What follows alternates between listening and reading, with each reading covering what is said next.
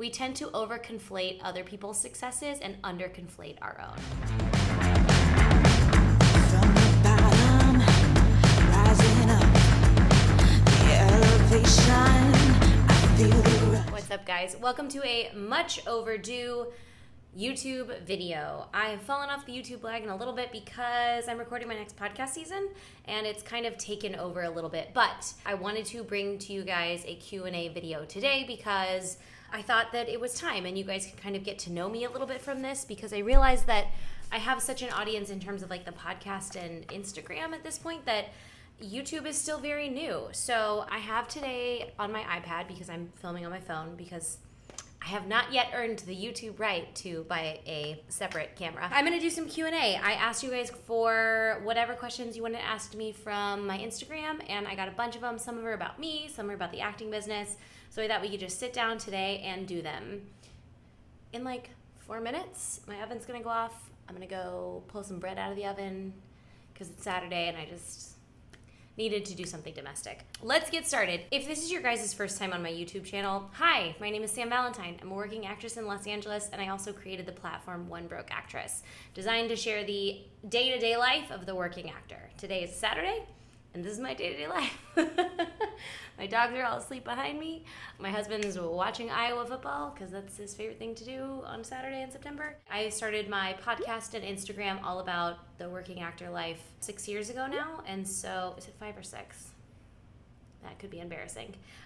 So basically, the YouTube channel is an extension of that. And I want to share more videos and more day in the life. And I'm softly committing to 1 video a month, plus extra stuff from the podcast. So that is my soft commitment. We will see how it goes. So let's get started. So your guys' questions, these are all random. I have glanced at these, but I do not have developed answers. So let's see how it goes. Who is your dream character? Ooh, great question to start with. My dream role would be something from a period piece. So not necessarily like 1800s, but like 80s, 90s, 50s. I'm really sad that the show Astronaut Wives was canceled because I thought that was my chance to be a Mad Men-esque character, and you know, it didn't work out. So if someone wants to create a show like that, I am so ready for you. I love the idea of also being a character who is real, of portraying someone, because I like the homework in that. I like the responsibility, and I like the amount of work it would take to encapsulate the movements of someone real and or someone from a different time period, because the way we talk now is so different than the way people used to talk, and that just sounds like a lovely set of homework. Yeah, that's my dream. Okay, next question. How to survive when you think you've rocked it and you didn't get a call back? Oh, I hate this feeling so much. So you kind of just have to know you rocked it, which is probably the most unlikable answer, because we don't get anything from it, right? We don't get an ego boost. We don't get like a validation of like, hey, you did it. Don't worry. It's all good. Good job, right? We just have to believe that we did a good job. There are 10,000 reasons why someone might not book a job, and we don't know what those reasons are.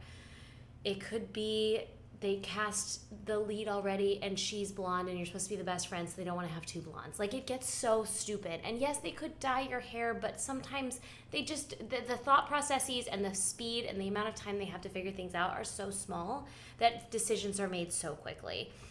So there is so much to it you don't know, right? Also, someone's friend could have come in last minute, or the project could have also been pushed. You don't even know if this project is getting made anymore. They could have dropped that role from the episode, or that movie could have lost all of its funding, or they could have changed the role to be a different gender identifying character. Like, you just don't know. So you kind of just have to know you did your best and move on. And that is the only way to survive in this business as someone who actively auditions, which is the job of a working actor. And so if you don't believe that you did your best, it's a different story, right? But if you truly believe you did your best, clock it. Have a victory for yourself. Have some sort of victory thing, right? Like, whether it's like you sing in your car, or you buy yourself something for dinner, or whatever it is, and you have to be the one to grant that for yourself. You can't wait for someone else to do it, or else you could be waiting a really long time and it could cause you to burn out of the business. Okay. Do you ever want to live in / try other markets? I'm thinking about it. Cool. It is very tempting because you see other markets, and as an actor in LA, I'll be quite honest with you, I see markets like Atlanta where it feels like you just can't miss, right? Like, you meet all these actors all the time. We're like, I moved to Atlanta and I just booked like crazy. What does booked like crazy mean is my first question. Does that mean you booked every single job? Because I'm like, probably not, right? Like, we tend to over conflate other people's successes and under conflate our own.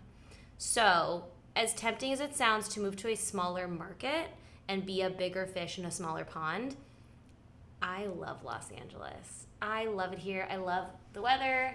Not this particular week because it's been like 97 and now it's humid because it rained for 15 minutes. But I love LA. I love it here, and I love my life, and my husband's life is here, and we love our friends, and we love our grocery stores, and we love the places we go, and like we love our apartment and our home, and I don't foresee me changing markets. I would love to book a job and then went to another market. Also, with Los Angeles, a lot of jobs that shoot in other markets will cast out of LA. They'll cast some roles in their local markets too, because most local markets have rules that you have to have a certain amount of people on set from that market. But you tend to audition for everything in a place like LA, depending on who your reps are.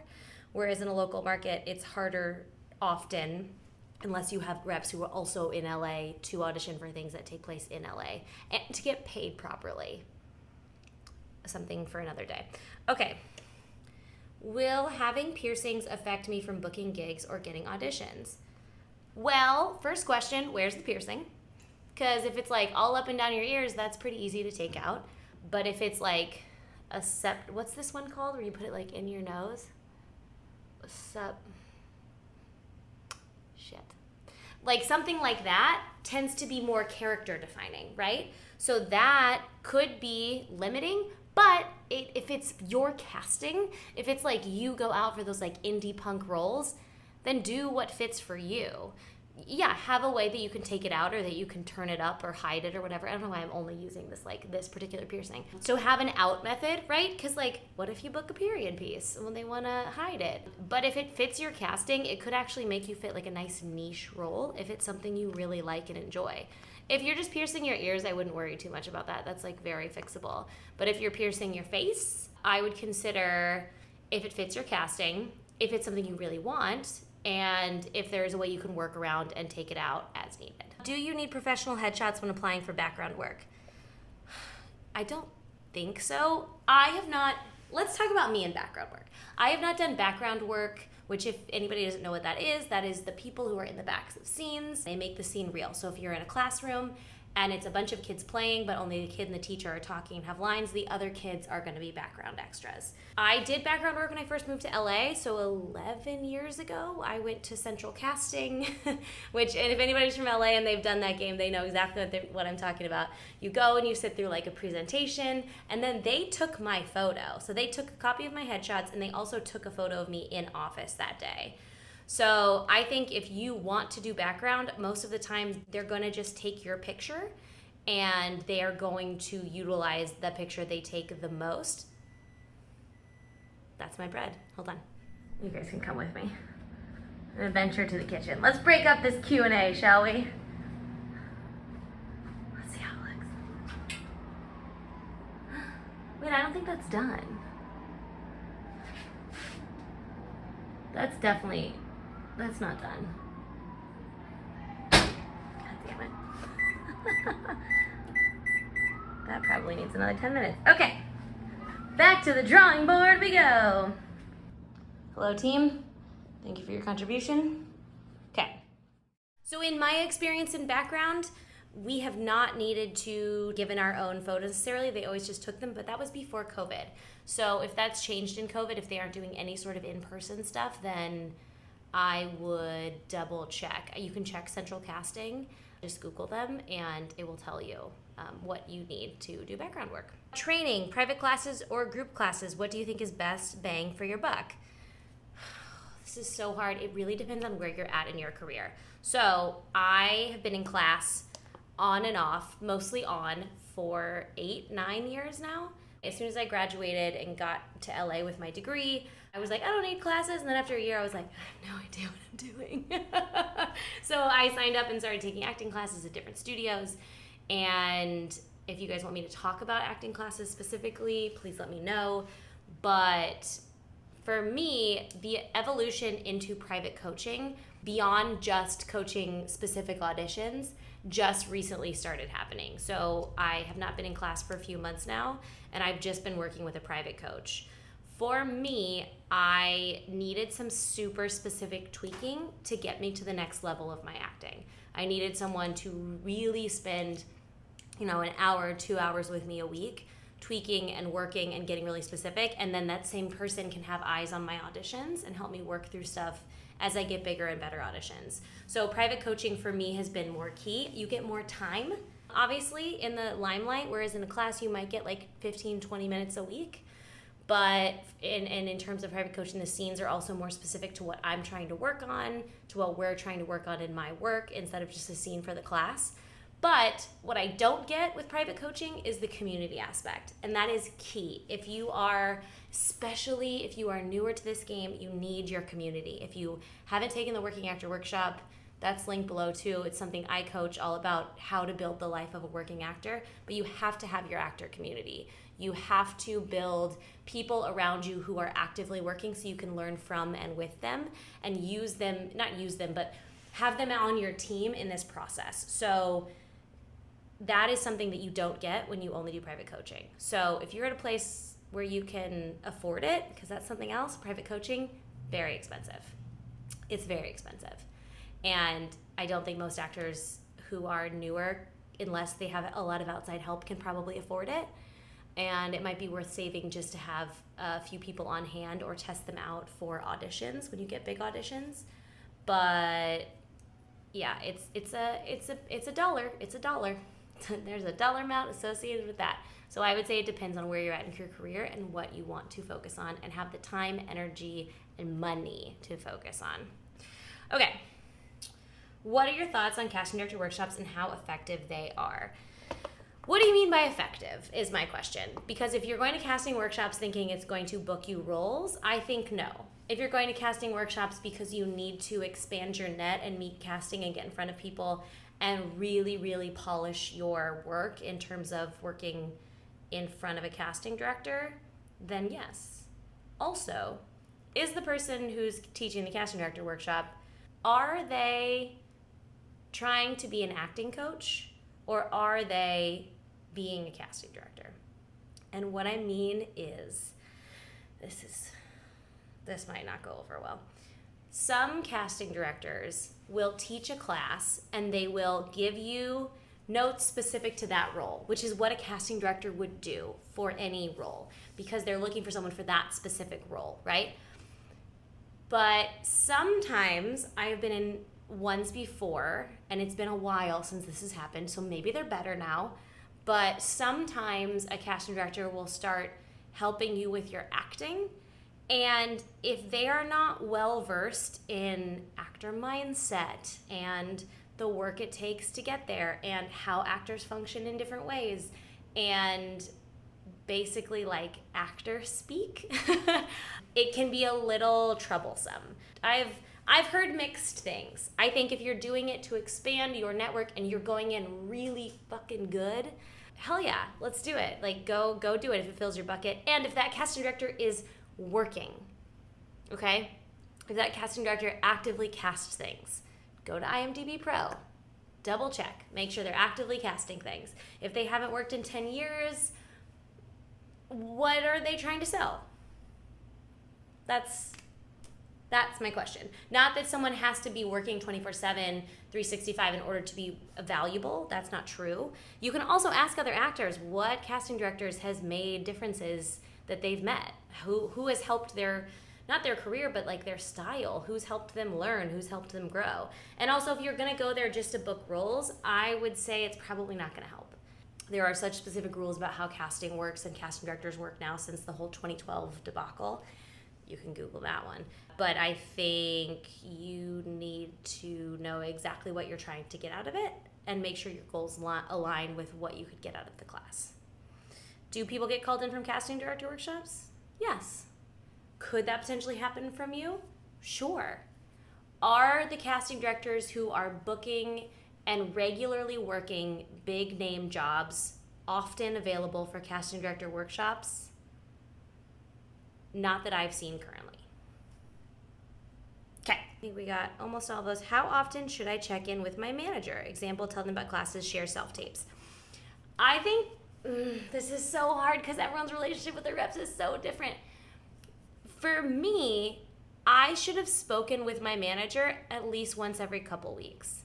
That could be, that I count an audition email as speaking with them. So if they send me an audition email every other week, then I'm like, cool, we're on the same page. If I sign up for a new class, I will send a specific email that says, hey, this is what I'm doing. If I had a podcast with someone who is making a movie right now, I'll be like, hey, I recorded a podcast with so-and-so. Keep an eye out for their breakdowns. If I took a casting director workshop, something like that, then I will absolutely let them know. The fear from actors, we're gonna finish this and then I'll do one other question for today because this is a big one. Actors often fear talking to their reps, and that can be for a myriad of reasons. It can be because in the past you had a bad experience where a rep made you feel like you weren't allowed to speak with them openly, and that sucks. And I've had that experience, and I want to just say I feel that and I understand. There is also a world in which certain reps will utilize a power dynamic against their clients. I've also dealt with that. And that sucks real hard because everyone else at the agency probably understands it and just accepts it. For me, that's no longer an option. I don't work with people that I don't feel comfortable emailing. It's like a line across my board. I've spent too much time in this business being afraid of other people. And if you cannot email your rep and say, hey, I'm taking this class and I'm also taking new headshots in a couple weeks, let's put a call on the books to go over what looks you want. If that makes you anxious, I would ask why. I would sit with yourself and ask why, because you should be working with people who are actively engaged in your acting career. Now, that being said, do you need to email them every day? No. Do you need to talk to them every single week? Probably not.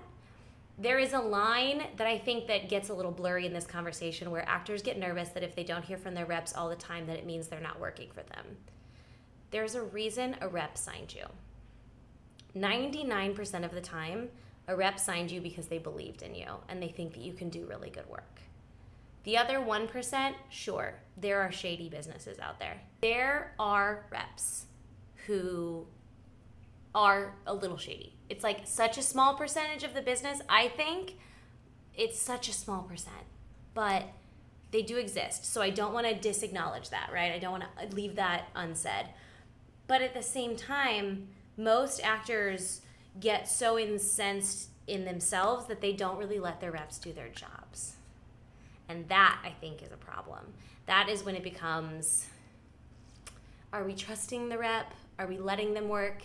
And understanding how this business works. Because you don't just sign with someone and start getting auditions. Sure, sometimes, but not consistently. It usually takes a lot of time and effort and building between the two of you and your relationships with casting and with outside sources. So if your reps haven't talked to you in 6 months, I would absolutely reach out and make sure you've talked to them. If you haven't spoken to your manager in 2 months and you started a new class, yeah, dude, email them, let them know. Tell them what you're working on. Bring them into parts of your world, especially a manager. Especially a manager. That's their job, is to help craft your career. They probably have opinions about what classes and coaches and things like that. Let them do their job. Bring them in. Another thing that's going to come out of this is people are going to say, well, my rep doesn't respond to me. And so if you can guarantee me that you're not emailing too much, that you're not reaching out too often, which means like every other day or asking for a submission report every 2 weeks or like all of that stuff, right? If you are just having an email to them like every 6 weeks, touching base because you haven't heard anything, blah, blah, blah, then I would evaluate what they're adding to your team. If someone doesn't respond to you, doesn't communicate with you, you're trying to communicate, you're doing all your work, and your side of the street is cleaned up, right? That's the important part. Are your materials all in a good place? Are you actively pursuing this career? Are you getting better at your craft? Are you expanding your network? Are you putting yourself out into the world? If your answer to that is all like, hell yeah, and your reps won't email you back, what are they providing to you? It's not something you need to answer tomorrow, but something to think about. Okay, one more question. Who is your Botox doctor? We'll end on a nice light note. Oh my God, I love it. I'm very, very, very honest with the fact that I get Botox. I get it about every 4 months. I get a little bit, and it goes a long way. I think I look awesome, and I can still have expression and thought and everything, which is, for some reason, people get really concerned that like they're not going to be able to move their face, but I move my face just fine. And I like how it looks. It's not a necessity of the trade. You do not need to get it, but if you want to get it, I only trust doctors. I know there's tons of places that do it. You could get Botox like in any street corner in Los Angeles from any shop in the world, but I will only go to a doctor because I want them to understand facial structure and muscles more than anyone in this freaking world, and only with someone with years and years and years of experience. I cannot go to a new Botox person. That to me is too scary. This is, just like we talked about the piercings, this is the prime real estate.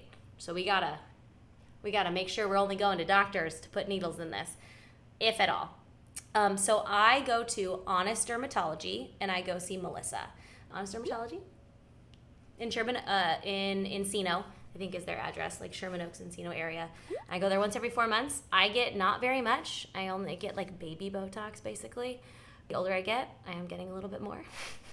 The muscles are strong. The amount you need also depends on like how fast your metabolism works, what your facial structure is. Everyone is so different, and Melissa will look at your face and be like, you're not a candidate for this, or this would work better for you, or let's only put it here and here. Like, she knows exactly what she's doing. I've been going to her for 4 years now. Yeah, since I turned 30, and it's never doubted her for a moment. I love my Botox doctor. Okay, guys, that's it. That's our Q&A video for today. I have more questions from you guys, so if you want a part 2 to this, please comment below and let me know. You guys, you can always find me at onebrokeactress.com, at onebrokeactress on Instagram. The podcast is coming out soon. Make sure you're on the email list so you get all the goodies. And thank you guys so much. I will talk to you very soon.